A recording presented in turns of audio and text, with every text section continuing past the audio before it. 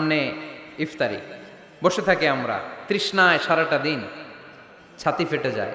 আল্লাহ দেখে, দেখতে দেখতে আল্লাহর একটা সফট কর্নার তৈরি হয়। এটাই সুযোগ কাজে লাগানোর, ঠিক কিনা? মুমিন ঝুব্ব যে কোপ মারে, সময় মতো কাজ করে, ঠিক কিনা?